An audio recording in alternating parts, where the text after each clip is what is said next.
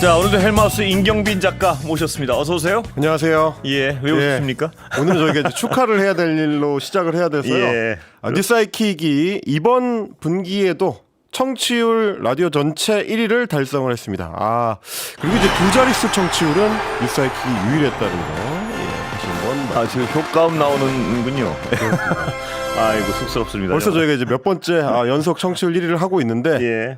다 청취자 여러분들 덕분이거든요. 그렇습니다. 감사의 마음을 담아서 오늘 방송에 문자 보내주신 분들 중에서 추첨을 드려가지고 뉴스아이킥이 1등을 한 기념 선물을 보내드리도록 하겠습니다. 예. 선물 창고를 대개방한다고 저희 PD가 굉장히 좀 강조를 해놨네요. 예. 자, 일단 백화점 상품권 3만 원권 예. 10분께 드리고요. 어이구 많습니다. 그리고 쌀 10분께 예. 드리고요. 닭고기 선물 세트를 5분께 보내드리도록 하겠습니다. 예. 문자 번호는 샵 8001번, 단문 50원, 장문 100원의 정보 이용료가 있으니까요. 감사의 마음을 전할 수 있도록 좋은 의견들 많이 남겨주시면 좋겠습니다. 무료인 스마트 라디오 미니로도 참여 가능합니다. 헬마가 참 소개를 잘하시네요. 소개하는 게 직업이어가지고. 네. 이제 저도 뭐 하려다가 약간 쑥스러워서. 아니 왜냐하면 네. 앵커 바뀐 다음에 혹시 청취율 1위가 바뀌면 네. 우리 그 노래 있잖아요. You Still Number One 이걸 못 틀까봐 여러 어떤 관계자분들한테 네. 다시 만들어야 되니까 네, 해를 네, 끼칠까봐 걱정을 많이 했는데. 아직은 스틸 넘버원을 틀 수 있습니다. 예, 몇 달 더 틀수 하여튼 뭐 계속 틀었으면 좋겠습니다. 예. 청취자 여러분 감사드립니다. 예. 감사드립니다.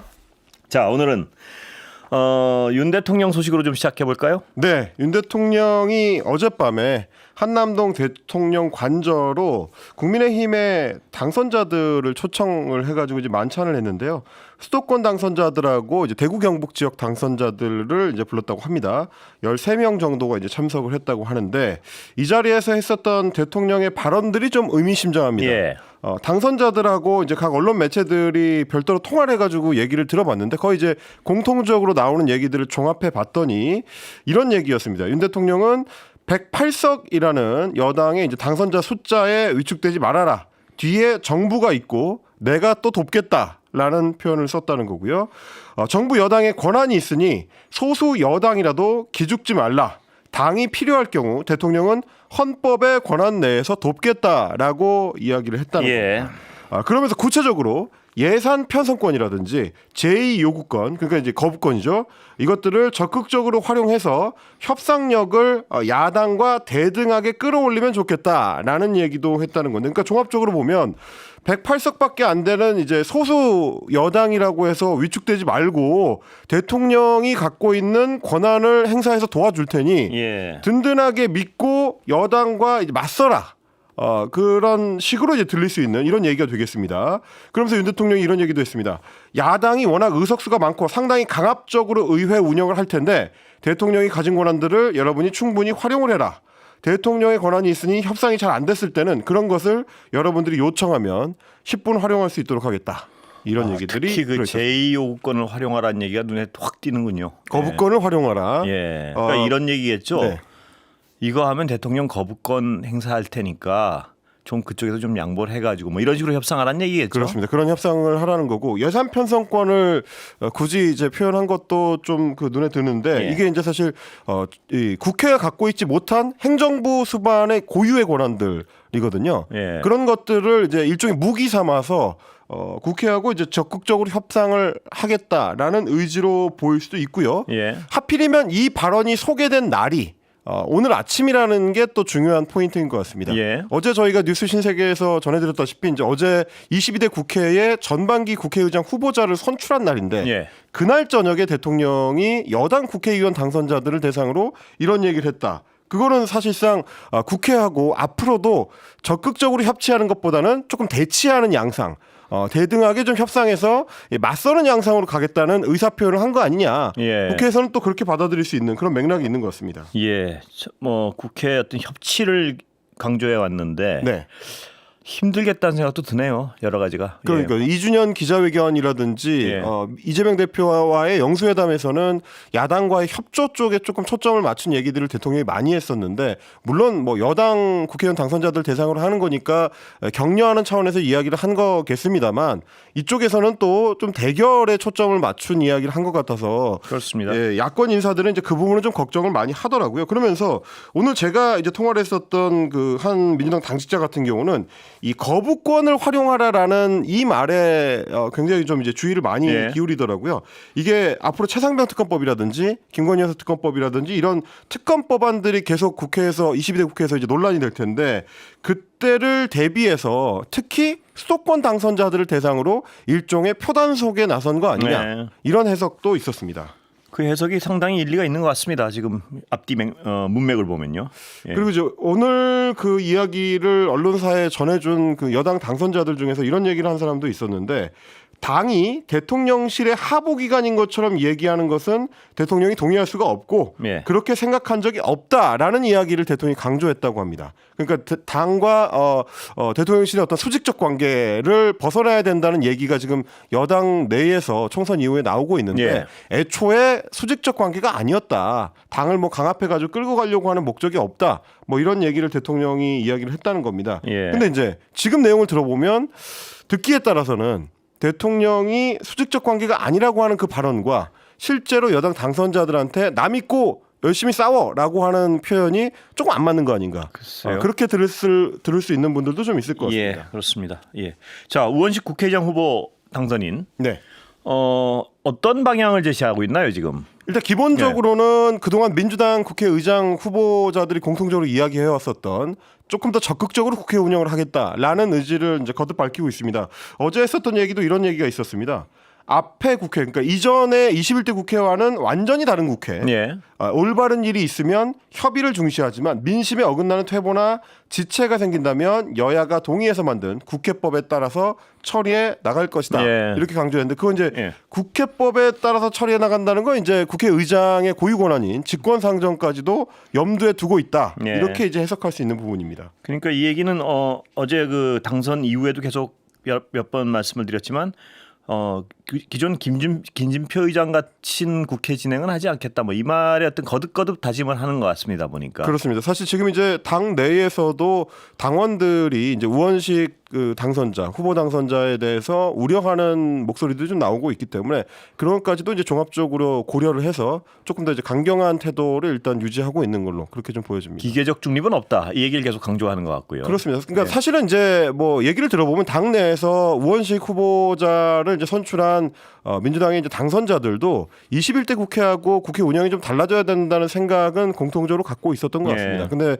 이번에 이제 출마했었던 뭐 중간에 포기를 하긴 했습니다만 다른 후보자들까지 다 포함했을 때 민주당의 국회의장 그 도전자들이 공통적으로 21대 국회와의 이제 차별화를 이제 공약을 했었기 때문에 뭐 그 부분에 대해서는 민주당에서도 좀 확고한 어떤 입장을 좀 견지하고 있다. 뭐 이 이렇게 입장은 봐야겠잖아요. 방금 말씀하셨지만 공통된 입장인 것 같습니다. 그러니까 무슨 국회 운영을 예를 들어 추미애 후보가 주장하던 국회 운영과 우원식 후보가 주장하던 국회 운영 방침이 다른 건 전혀 없는 것 같아요. 지금으로 보면. 그렇습니다. 근데 그럴 수밖에 없는 게 이제 민주당 내의 주장은 이런 겁니다. 21대 국회 때 그렇게 소위 그 국회의장의 어떤 중립적인 태도의 견지 이게 지지층은 물론이고 총선 때 투표를 했었던 여러 유권자들한테도 좀 답답하게 다가갔던 측면이 있는 것 같다. 예. 특히 이제 대통령이 지금처럼 국회가 그 의결해서 올리는 법안들에 벌써 9차례나 이제 거부권을 족족 행사하고 있는 상황에서는 국회가 조금 더 명확한 대결 의지를 이제 대통령과 이제 맞서서 표명해 줘야 되는 거 아니냐. 예. 그러려면 입법부의 수장인 국회의장도 비슷한 태도를 좀 견지할 필요가 있다. 이게 이제 민주당 쪽의 얘기인 것 같습니다. 예. 자, 그런데 오늘 정청래 의원 발언 가지고 우원식 어떤 당선인하고 약간 어떤 뭐랄까요? 부딪힘이 있었나요? 예, 민주당 내에서도 사실 예. 국회의장 후보 선출 과정 이후에 후폭풍이 좀 이어지고 있는데 뭐 일부 당원들 같은 경우는 당원 게시판에 이제 탈당을 하겠다라고 이제 글을 쓴다든지 혹은 뭐 이재명 대표의 팬카페에서도 이번에 이제 투표를 어떻게 했는지를 밝혀라. 예. 어느 쪽에 투표했는지 밝혀라라고 이게 명단을 요구하고 뭐 이런 강경한 목소리들이 나오다 보니까 여기에 대해서 이제 정청래 최고위원이 당원과 이제 지지층을 달래기 위한 이야기를 좀 했습니다. 예. 오늘 최고위원 회의에서 뭐라고 했냐면 상처받은 당원과 지지자들에게 이제 미안하다 이렇게 얘기를 했고요. 그러면서 지도부는 당원이 주인이 되는 정당의 건설을 위해 노력을 해왔는데 역사는 항상 앞으로만 전진하지는 않는다. 아, 예. 이렇게 표현했습니다. 근데 이제 문제는 뭐냐면 이게 개인의 그 페이스북에 쓴 글이거나 혹은 뭐 다른 인터뷰 자리에서 한 얘기거나 이런 맥락이 아니고 예. 공식적인 이제 최고위원 회의에서 발언을 하다 보니까 게다가 이 내용적으로 봤을 때는 그러면 우원식 후보가 선출된 게 역사의 퇴보냐 뭐 이렇게 이제 받아들일 수도 있는 우원식 후보 입장에서 굉장히 섭섭할 수밖에 없는 말 같기도 하네요. 그렇습니다. 예. 앞으로 전진하지 않는다고 했으니까 그럼 뒤로 갔다는 얘기가 되는 글쎄요. 거니까요. 예. 그래서 이제 우원식 그 당선자 같은 경우에 오늘 아침에 MBC 라디오 김종배의 시선 집중에 예. 나와서 이거는 최고위원 같은 경우는 책임 있는 국회의원인데 그렇게 말하는 거는 적절하지 않은 것 같다라고 이제 지적을 했습니다. 그러면서 총선 당선자들의 판단과 당원을 분리하고 갈라치기 하려는 것 아니냐. 수석 최고위원으로서 아주 부적절한 발언이다. 이렇게 또 비판을 했습니다. 예. 그랬더니 이제 정청래 최고위원 같은 경우는 이제 다시 페이스북에다가 해명하는 글을 올렸는데 제목이 이렇습니다. 제 뜻은 그게 아닙니다. 예. 라는 거고요. 갈라치기 할 의도도 마음도 손톱만큼도 상상한 적이 없다. 예. 신임 의장 후보자께서도 이 점을 헤아려 주시고 당원과 지지자들의 바람대로 잘 해주시면 된다. 오해는 푸시기를 부탁드린다. 뭐 이런 얘기를 또. 사실상의 사과인가요? 뭐 그렇게 볼 수 있나요? 네, 뭐 맥락적으로 봤을 때는 그럴 수도 있습니다. 근데 이제 그 전체적인 글을 보면 본인은 지지자들이 이제 실망한 부분이 크기 때문에 예. 그걸 이제 그 위로하기 위해서 그런 발언을 하게 됐다. 또 이렇게 설명하는 내용도 들어 있었습니다. 예. 자, 조국 혁신당 조국 대표 얘기 좀 해볼까요? 대통령 4년제 중임, 그러니까 네. 개헌을 적극적으로 얘기한 거죠? 그러니까 사실 이제 조국 혁신당 대표 같은 경우는 전임 문재인 정부 때도 이제 민정수석 그리고 법무부 장관을 지냈었고 그때 총선을 계기로 해가지고 그 당시 이제 21대 총선을 계기로 해가지고 문재인 대통령이 대통령으로 이제 발의한 그 개헌안을 낸 적이 있는데 그 연장선상에서 조국 혁신당 대표가 오늘은 이 개헌특별위원회를 국회에 설치해서 예. 제7공화국의 헌법을 논의를 하자라고 이제 제안을 했습니다. 예. 그러니까 사실상 이제 개헌 논의의 이제 촉발을 조국혁신당의 22대 국회 이제 초기의 어떤 주요 의제로 설정을 한 셈인데 내용적으로 봤을 때는 말씀하신 것처럼 가장 눈에 띄는 게 이제 대통령 중임제. 중임제죠. 네, 그리고 대통령 그에 따른 대통령 임기 단축까지를 포괄하는 그런 내용이었습니다. 일단 개헌을 통해서 지금은 우리가 이제 5년 단임제 대통령제를 시행을 하고 있는데 이거는 87년 헌법이 만들어질 당시에 독재를 막아야 된다라는 사명에서 이제 그 시작이 됐던 거고 이미 우리 민주주의의 어떤 진전 정도가 여야가 그리고 진보 보수가 계속해서 이제 정권을 바꿔가면서 집권하는 양상이 굳어졌기 때문에 그렇게까지 할 필요는 없지 않겠느냐라는 게 이제 조국 대표의 이제 설명이었고요. 예. 그걸 위해서 이제 4년 중임제로 변경을 하고요. 윤석열 대통령의 임기를 단축하는 방안을 검토해야 된다. 이게 어떤 선거 기간 중에 조 대표가 3년은 길다는 3년 구호와 넘깁니다.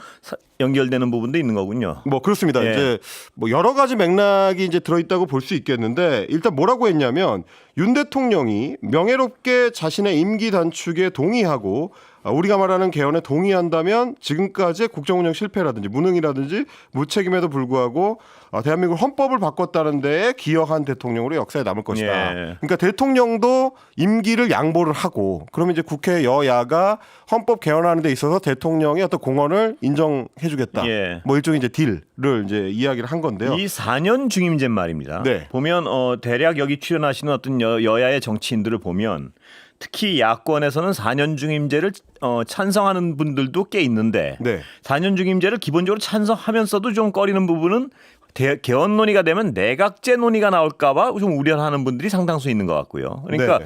내각제를 고려하지 않는 4년 중임제는 한번 생각해 볼 수 있지 않느냐는 얘기를 하는 분들이 꽤 있고. 뭐 아시다시피 이제 지난 그 문재인 정부 때 나왔었던 대통령 개헌안도 4년 중임제를 이제 기본 골자로 하고 있었고요. 그리고 이제 뭐 저희도 좀 취재를 해보면 김성애 민주당 당선인도 어제 이제 방송에서 그런 얘기를 했는데 민주당 당내 당선자들한테 이야기를 해보면 대체로 의원 내각제를 고려하는 당선자들은 없는 것 같다. 없죠. 근데 이제 이야기를 했습니다. 그 우려는 아까 말씀드렸지만 4년 중임제와 개헌 얘기가 나오면 그 와중에 의원 내각제를 주장하는 세력이 어떤 그 나올 수 있죠. 예, 예. 그 주장을 필까 우려하는 게 하나랑 그다음에 4년 중임제를 찬성하면서도 기본적으로 여러 가지 개혁 과제가 있는데 개헌 논의에 모든 것이 어떤 묻힐 수 있다. 이걸 들어갈 우려하는 수 있다. 이걸 우려하는 사람들 이렇게 나눠지는 것 같습니다. 대략 보면. 그 이제 정치적 의제의 블랙홀이 될 수 있다라는 거는 뭐 항상 이제 나오는 이야기고요. 예. 특히 그 현직 권력, 현재 권력인 대통령 같은 경우는 본인이 추진하고자 하는 여러 국정 의제들이 있는데 그런 것들이 다 이제 개헌 논의에 묻혀버리고 그러면서 자연스럽게 이제 레임덕으로 이제 흘러갈 수 있다라는 것 때문에 현직 대통령은 가능하면 개헌 논의를 잘 안 꺼냈었거든요. 예, 그렇죠. 근데 이제 예. 이례적으로 지난 정권 때 이제 문재인 정권에서 이제 문재인 대통령이 그 얘기를 꺼냈었고요. 다만 이제 이번 같은 경우는 기존의 논의들하고는 조금 다르다. 물론 이제 민주당 당내에서도 보면 조국 혁신당이 이제 먼저 좀 치고 나가는 양상, 그러니까 어떻게 보면 이제 일종의 세빙선 역할을 하기 위해서 개헌 논의를 먼저 꺼낸 양상이 있긴 하지만 실제로 이번에 나올 야권발 개헌 논의는 주로 타겟이 대통령의 윤석열 대통령의 임기 단축 임기 쪽에 단축이죠. 상당히 예. 좀 초점이 맞춰져 있을 가능성이 크다. 왜냐하면 지난번에 이제 박근혜 전 대통령에 대해서 탄핵을 했었던 사례가 있었기 때문에 그때 이제 겪었었던 여러 혼란들에 대해서 보수층에서 이제 걱정하는 시각들이 예. 많거든요. 그러려면 이제 개헌 논의로 그쪽을 당겨 오려면 뭐 탄핵보다는 개헌을 통해서 대통령 임기를 단축하자라는 의논을 시작해 볼 수 있다. 이게 좀 야권 쪽에 이제 대체적인 어떤 이야기인 것 그런 같습니다. 것 같습니다. 이 4년 중임제 찬성하는 사람들이 꽤 있긴 한 것 같은데 아까도 말씀드렸지만 네네. 개헌 논의 시작하긴 이르다 이런 것이고 또 그 사람들 중에 상당수는 여러 개혁 입법을 다 완료하고 난 다음에 그때 개헌 논의를 해도 늦지 않다. 뭐 이런 얘기 같습니다. 보니까 대략의 컨센서스는. 그렇습니다. 그래서 이제 오늘 보시면 조국 대표도 한 얘기를 보면 26년에 지방선거가 6월에 열리니까요. 그 전에 국민투표를 해서 이제 개정을 하고 개헌을 하고 26년 6월에 맞춰서 대통령 선거도 같이 하는 방안. 하자. 예. 네, 뭐 그런 쪽에 좀 가까운 것 같습니다. 그렇게 되면 윤석열 대통령의 경우에는 이제 개헌할 때 부칙을 만들어서 현직 대통령 임기를 줄이는 방식으로 이제 접근하면 된다라는 예. 얘기인 건데 이게 당장은 실현 가능성이 높아 보이지 않고 당장은 이제 여당은 물론이고 민주당에서 적극적으로 그렇습니다. 호응하는 분위기가 만들어지지는 않을 텐데 다만 지금은 이제 일종의 이제 동을 뜨는 논의를 시작하는 단계로 던져놓는 거고요. 예. 이게 이제 최상병 특검법이라든지 김건희 여사 특검법이라든지 다른 특검 법안들, 특히 대통령 부부를 직접 겨냥한 수사가 만약에 진행이 되게 되면 여러 복잡한 다른 논란들과 얽히면서 개헌 논의가 급진전될 수 있다라는 어떤 생각이 야권 내부에는 좀 있는 것 같긴 합니다. 그렇습니다. 그래서 민주당 같은 경우에는요. 의원들의 상당수 일단 아까 말씀드렸지만 개혁 입법이나 특검 이런 게 마무리된 다음에 네. 논의를 하더라도 그때 시작을 해야지 지금 시작해선 모든 사안이 이 개헌 논의에 빨려 들어간다. 뭐 이걸 가장 우려하는 것 같습니다. 예. 그래서 저하고 이제 오늘 통화했었던 민주당 당시자 같은 경우는 지금 조국 혁신당이 지금 개원이 되기 전에 이제 국회가 새로 열리기 전에는 새로운 의제를 이제 끌어가는 역량이 좀 부족한 거 아니냐라는 얘기가 좀 나오던 참이라 예. 그래서 좀 굵직한 이슈로 이제 개헌 논의를 먼저 던진 거 아닌가 뭐 이렇게들 보는 시각도 있는 것 같습니다. 그리고 잠시 있다가요. 그 KC 미인증 해외 직구 금지 이거에 대해서 좀 얘기를 해야 될 것 같은데 네. 그 전에 제가 오늘 우리 청취자분들께 선물 많이 드리지 않습니까? 예, 근데 예. 하나 그 댓글에 하나 제가 팁을 드리자면 그 비속어를 좀 섞어 쓰시면은 뽑아 드릴 수가 없으니까 선물을 드릴 수가 없다고 합니다. 제가 담당 PD한테 오늘 확인해 봤더니 저희가 이제 아무래도 지상파 라디오 방송이다 보니까 댓글에도 댓글을 소개해드리고 이렇게 뽑아드려야 되는데 거기 비속어가 아주 좋은 말씀 중에 비속어가 한두 마디만 들어가면 그걸 고쳐야 되니까 우리가 그러니까 청취자 말씀을 고쳐야 되는 게 있어가지고 그러면 좀 뽑기가 좀 꺼려진다는 거예요. 네, 그래서 네. 뭐 선물 때문에 댓글을 다시지 않겠지만 이왕이면 댓글 다시는 분들 선물 또 챙기시려면 비속어는 좀 빼주시고 좀 점잖은 표현으로 해주시면 더욱 고맙겠습니다. 예, 잠시 후에 다시 이어가겠습니다. 자, 계속해 볼까요? 네. 이번엔 저 KC 미인증 해외 직구 금지 이거에 맘카페에서 굉장히 어떤 여러 시끄럽다 그러던데. 네. 어제 오늘 인터넷 커뮤니티에서 이제 가장 좀 화제가 됐었던 이슈가 이건데요. 이제 해외 직구를 금지한다라는 얘기가 나오면서 그야말로 난리가 났습니다. 예. 정부가 어제 이제 발표를 한 내용인데 KC라는 게 뭐냐면 이제 그 안전이나 보건이나 환경 같은 분야에서 강제 인증 제도를 도입을 해가지고 예. 뭐 이를테면 이제 합성 플라스틱을 제조를 하는데 거기에 예. 이제 유해한 성분이 들어가거나 이러면 그걸 이제 사용할 때 문제가 될 수 있으니까요. 그걸 이제 인증을 거치도록 하는 겁니다. 그래서 인증을 받은 제품 같은 경우는 KC 인증 마크를 예. 이제 붙여주고 그래서 이제 자연스럽게 통관 절차를 거치도록 만드는 건데 이렇게 해서 공식 수입 절차를 거치는 제품은 뭐 한국에서 이제 인증한 제품이니까 문제 없이 판매할 네. 수가 있는 겁니다. 근데 그 동안에는 해외 직구를 통해서 예를 들면 뭐 중국의 그 커머스 업체들 예. 뭐 알리익스프레스라든지 예. 테무라든지 뭐 요즘에 이제 젊은층이나 이 중장년층을 가리지 않고 이제 많이들 사용하고 계신데 예.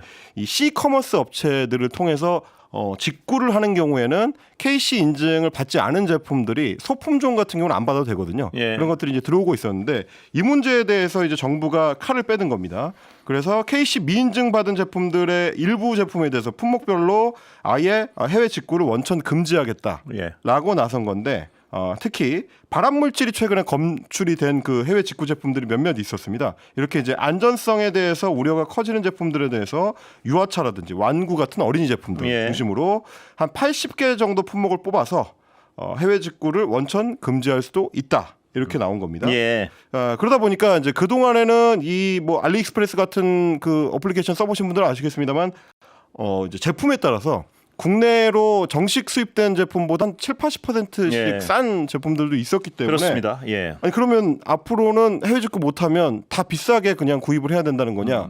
혹은 없는 물건은 어떡하냐? 뭐 이런 이제 불만의 목소리들이 나오고 있다라는 얘기가 되겠습니다. 예.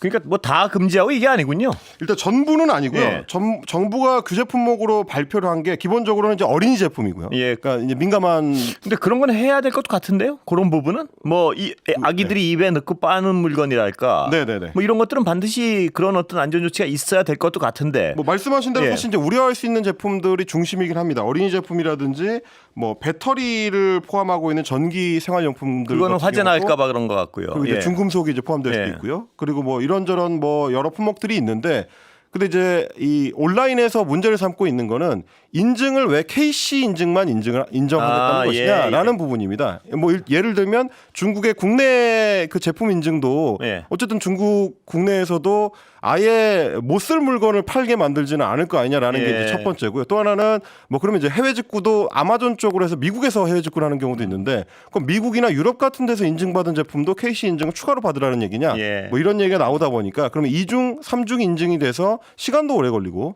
자연스럽게 인증을 위해서 이제 필요한 어떤 수수료를 내야 되기 때문에 그러려면 제품 가격도 올라가게 된다. 예. 그럴 것 같으면 정식 제품 수입된 걸 쓰지 뭐하러 직구를 하느냐 이제 이런 불만들이 나오게 되는 네. 겁니다.